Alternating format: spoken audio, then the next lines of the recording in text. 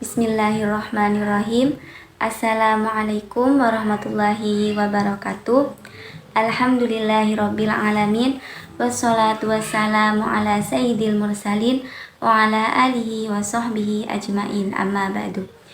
Yang saya hormati dan saya tadimi kepada pengasuh Pondok Pesantren Zainul Hasan Genggong, Kiai Haji Hasan Mutawakkil Allah SHMM, dan yang saya hormati kepada Rektor Universitas Islam Zainul Hasan Genggong, Dr. Abdul Aziz Wahab MAG, dan yang saya hormati kepada Dekan Fakultas Tadris Umum, Ustazah Wahyu Lestari MPD, beserta dosen pengampu mata kuliah metode penelitian kualitatif.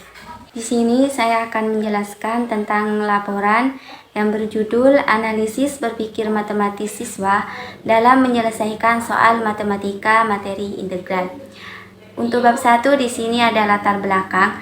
Integral merupakan salah satu materi matematika dengan kompleksitas tinggi yang memerlukan kemampuan berpikir matematis secara mendalam. Banyak siswa yang kesulitan dalam menyelesaikan soal esai integral karena rendahnya pemahaman konsep dan juga kemampuan berpikir kritis.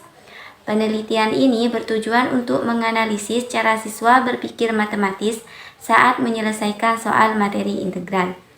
Adapun untuk fokus masalah, di sini menganalisis berpikir matematis siswa dalam menyelesaikan soal esai pada materi integral. Rumusan masalah di sini yang pertama, bagaimana pola berpikir matematis siswa?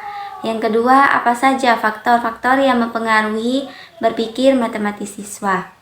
Untuk tujuan penelitian di sini yang pertama, menganalisis pola berpikir matematis siswa dalam soal esai materi integral. Untuk yang kedua, mengidentifikasi faktor-faktor apa saja yang mempengaruhi proses berpikir tersebut. Untuk manfaat penelitian, manfaat teoritis di sini menambah kajian tentang berpikir matematis. Sedangkan untuk manfaat praktis, memberikan masukan bagi guru untuk strategi pembelajaran yang lebih efektif.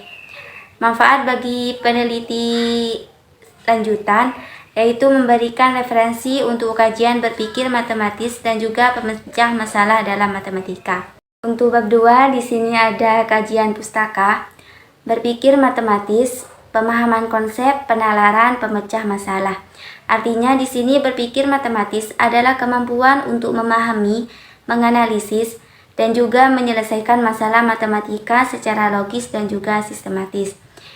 Integral adalah salah satu konsep dalam kalkulus yang berfungsi untuk menentukan konsep kurva, volume, teknik substitusi, dan juga parsial. Untuk hubungan antara berpikir matematis dengan materi integral, integral menuntut berpikir sistematis dan juga logis. Kemampuan berpikir matematis yang baik akan sangat berpengaruh terhadap keberhasilan siswa dalam menyelesaikan soal-soal integral secara efektif dan juga efisien. Selanjutnya di sini ada kerangka konseptual. Indikator berpikir matematis di sini ada 3. Yang pertama, pemahaman konsep integral. Yang kedua, strategi penyelesaian soal.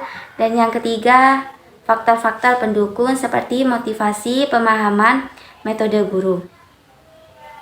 Selanjutnya bab 3 di sini ada metode penelitian. Untuk jenis penelitiannya di sini menggunakan metode kualitatif deskriptif. Pendekatan ini dipilih karena bertujuan untuk menganalisis secara mendalam bagaimana siswa berpikir matematis dalam menyelesaikan soal esai matematika pada materi integral. Subjek di sini menggunakan siswa MA kelas 12.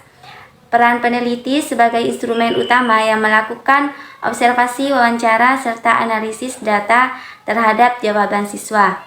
Teknik pengumpulan data di sini yang pertama, tes soal esai, yaitu untuk mengukur bagaimana siswa menerapkan berpikir matematis dalam menyelesaikan soal materi integral. Untuk yang kedua, wawancara, yaitu untuk menggali lebih dalam strategi berpikir siswa, pemahaman konsep, serta kesulitan yang mereka hadapi dalam menyelesaikan soal integral. Untuk yang ketiga, observasi, untuk mengamati langsung cara siswa berpikir dan juga menyusun strategi penyelesaian soal. Untuk yang keempat, dokumentasi, berupa hasil tes siswa dan transkrip wawancara yang akan dianalisis lebih lanjut. Selanjutnya, teknik analisis data. Yang pertama, reduksi data, menyeleksi dan juga merangkum data, hasil tes dan wawancara sesuai dengan tujuan penelitian. Yang kedua, penyajian data, menyusun data dalam bentuk tabel, narasi deskriptif, dan pola berpikir siswa untuk memudahkan interpretasi. Yang ketiga, penarikan kesimpulan, menganalisis temuan penelitian berdasarkan indikator berpikir matematis dan faktor-faktor yang mempengaruhinya. Selanjutnya di sini ada keabsahan data. Triangulasi dilakukan dengan membandingkan dan mengonfirmasi data yang diperoleh dari berbagai teknik pengumpulan data, yaitu tes soal esai, wawancara, observasi, dan juga analisis dokumen. Itu saja yang dapat saya sampaikan. Apabila ada kesalahan, saya mohon maaf yang sebesar-besarnya. Assalamualaikum warahmatullahi wabarakatuh.